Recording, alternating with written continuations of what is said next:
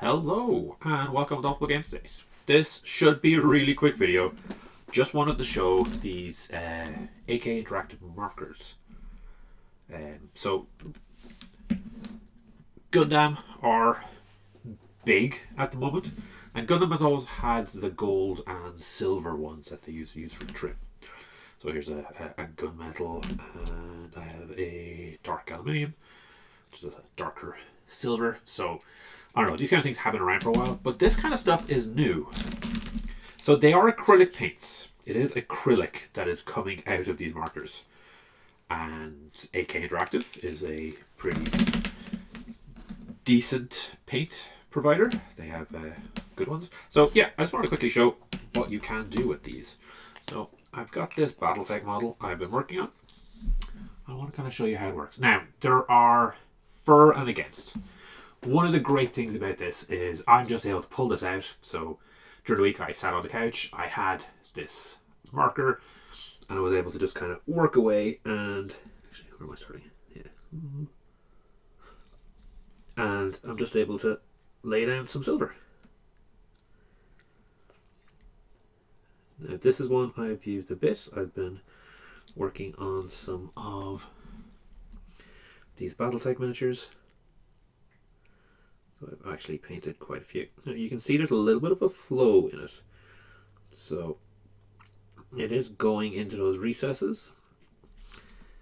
The paint itself, or the tip itself, is a specific shape. So there are certain places I can't get it into in the same way as you might a brush. I can use the edge of it. And when I get all this down, this is just acrylic paint. So I can do everything that I'd normally do with acrylic paint on it. So I can give it a wash. I can fix it. I can highlight up later. Those are all fine things that you can do. So just like an old paint. The fact that I can get it out quick and easy is great. It's not all upsides though. There are a couple of downsides. So as I said, the way the nib is constructed is kind of a limitation on where you can get it in and what you can do with it. It's also a single color. I'm not able to mix and match it. I can't adjust the color that I'm painting beyond or from a single marker. I have to pull out a different marker if I want to do something like that. Okay. But you can see that was pretty quick. Nice and handy. Personally, I also have difficulties working with metallics because I try not to use my good paintbrushes because I'm almost worried going to damage them. So being able to do this, I've really enjoyed this. Now, it's not just silvers. So this is an off-white. Okay, just to give some context, this is a model I've undercoated. I have sprayed with green. I then did a basilicon contrast wash, and then I dry brush with lighter green. So did like 90% of the work getting there. What I'm going to do is I'm going to take these shoulder patches, or panels, and I'm just going to do it white. We'll do some transfers over later. White obviously is quite a tricky one. So let's see how we do.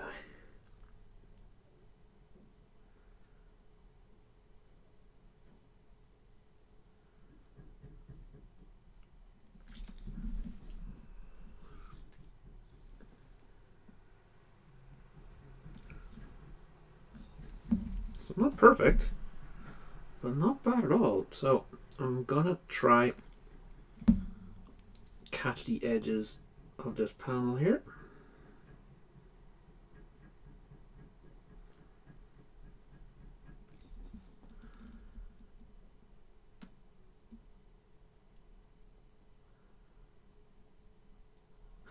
In many ways, I'm off screen again. In many ways, it is like just working with a brush. Just a very particular one.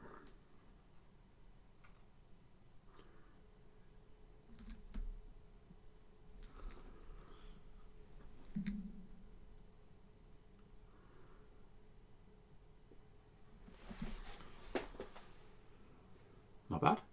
And it is acrylic paint, so we're going to let it dry and we'll be able to paint over it again. I'm going to pull out one of the other ones. So what will we do?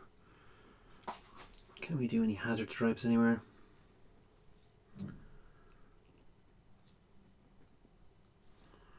What we'll do is we'll do the other side in red, just for a bit of variety. Now, obviously, what we could do is we could do it in white and then paint it up, but we're just going to go straight on just so we can see how well it goes. Yeah, that's pretty good.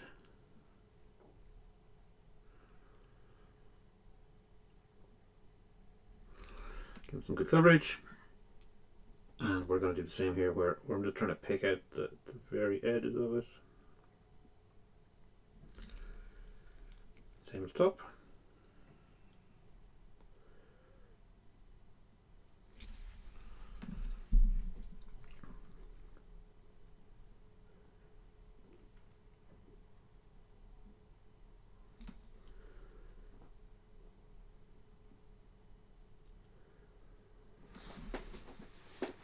There we go.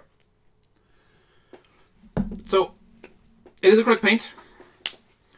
What we've saved ourselves doing is, I guess, getting out a palette, mixing the paint, and all of that.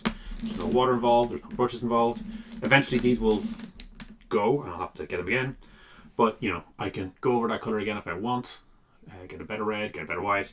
I think this is very, very, very handy for small highlight bits. So I've got that yellow, and I've got the black. There's a black in here somewhere.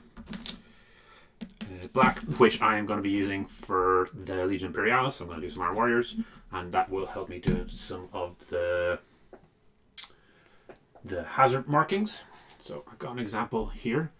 This is a badly done version, but it's relatively small, and that yellow I'm just able to paint it on with the brush and then do some quick brush strokes down. I know I can't really zoom in. They're not great.